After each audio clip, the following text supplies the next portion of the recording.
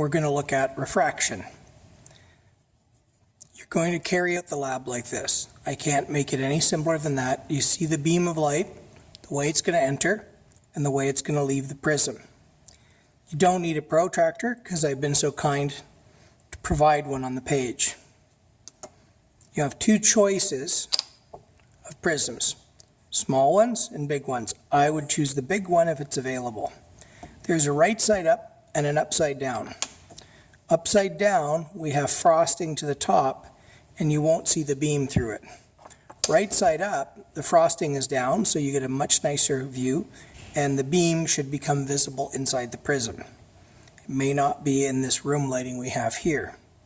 First thing, with all optic material, we need to make sure we've centered this prism on the page. And there's only one way of doing that, and because of the way the stand is rigged up, I'm going to have to briefly turn this page sideways to show you that.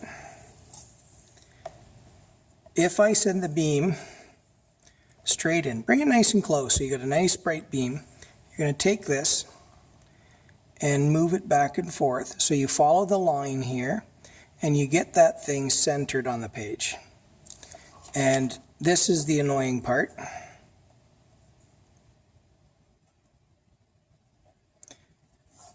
So I line this up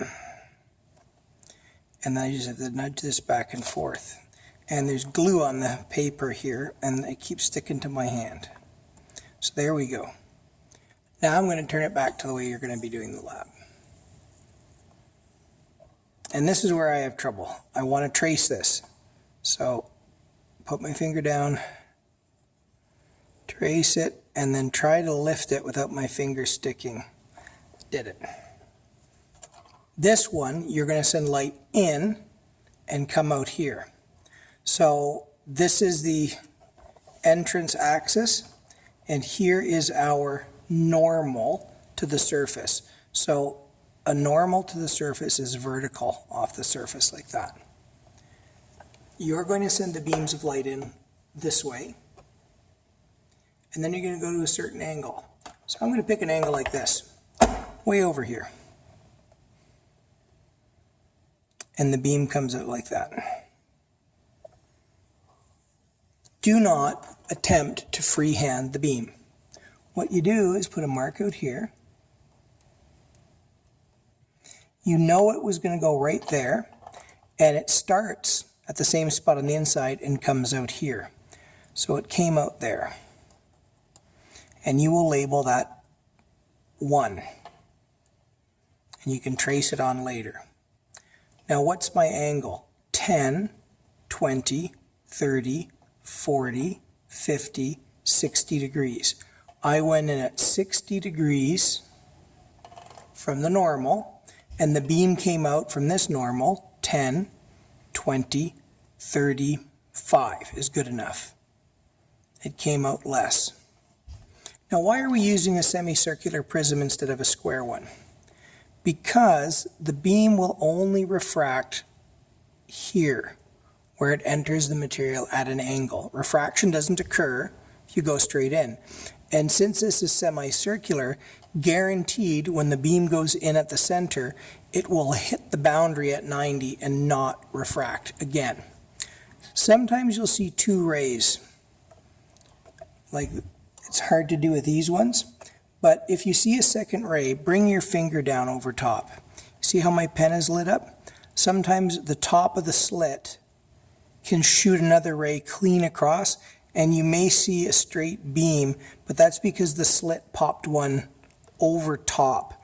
And the surest way to prove that it's there is block it, and you'll see that second ray disappear. So you're going to swing this through 3 angles to measure the way it comes out. If we don't use a square object, if we use something like this, then refraction occurs here and there. So the semicircular prism allows it to work that way. The second half of the lab is on this side, and the only change is the beam is coming in on the curved face and exiting on the flat face. So once again, you have to set up your prism, okay?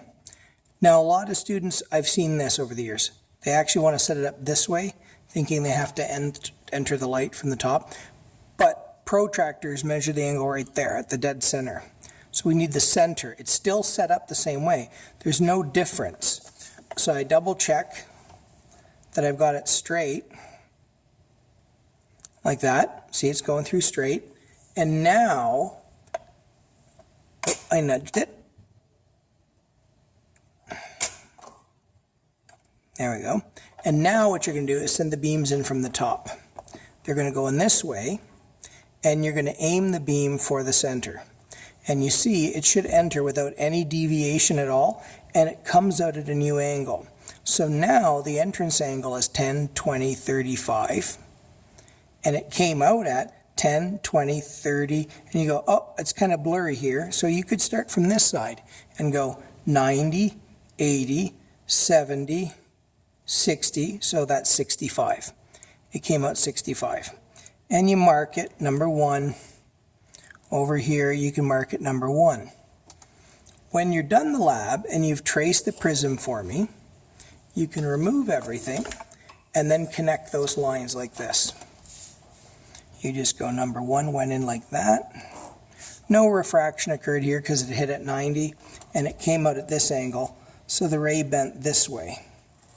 And I want you to pay attention when the ray came out. It seemed to me that it was spreading and something funny was happening to it. So this lab should only take 10 minutes if you're paying attention, and then you can hand it in to me.